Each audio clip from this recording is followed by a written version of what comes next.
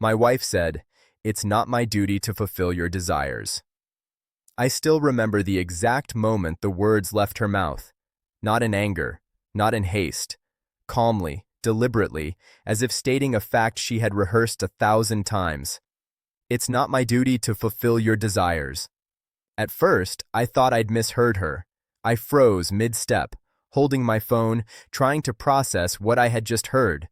The words were simple, but their weight crushed everything I had believed about our marriage, about partnership, about love.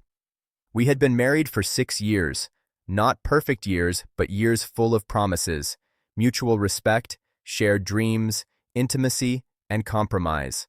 I had thought we were equals, building a life together, navigating the rough patches as a team. I had thought love meant wanting to please each other, to nurture each other's happiness, to invest emotionally and physically in each other. Apparently, I was wrong. It had started subtly, little moments over the past year, her avoiding closeness, dismissing my requests for emotional support, brushing aside my hints for intimacy with vague excuses about being tired, stressed, or simply not in the mood. I had told myself I was imagining things, that she was overworked, that life sometimes dulls passion.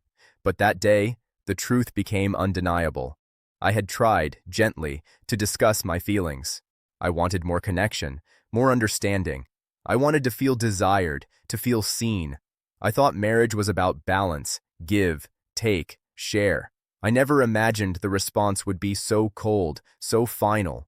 "It's not my duty to fulfill your desires," she said again, as if repetition could make me accept it more easily. My heart sank. That sentence carried more than refusal. It carried entitlement, indifference, and a denial of intimacy that had once been sacred between us. But there was more beneath the surface, a lingering sense that she had already made her choice, emotionally, physically, completely. I didn't confront her immediately. I didn't scream. I sat there quietly, listening as she spoke about boundaries and self-respect, words I would have respected in another context, but not when used to dismiss my feelings, our marriage, and the bond we had promised to nurture. It became clear over the next few weeks that her rejection wasn't about me. It wasn't about timing, fatigue, or stress. It was about someone else, someone who fulfilled her desires in ways I couldn't, or more accurately, in ways she chose to ignore me for. The discovery of her betrayal came quietly, cruelly. A message accidentally left open on her laptop. A hidden account, a friend who didn't realize I knew. The pieces fell together, forming a picture I wished I could unsee.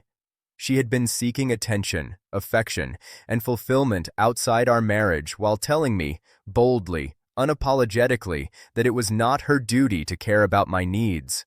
I remember the evening I finally spoke to her about it.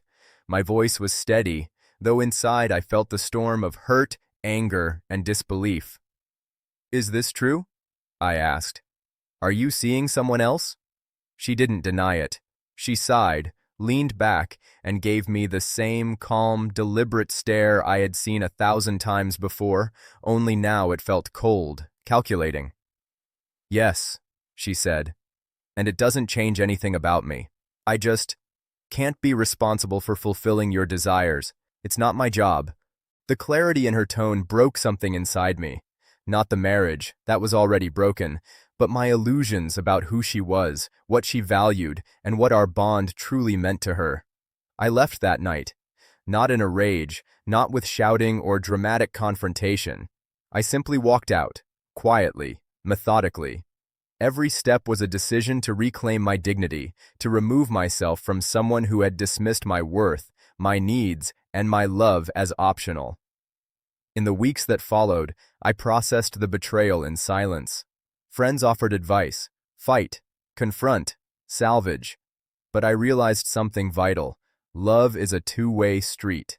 Desire, respect, care, they cannot be demanded, but they must be chosen.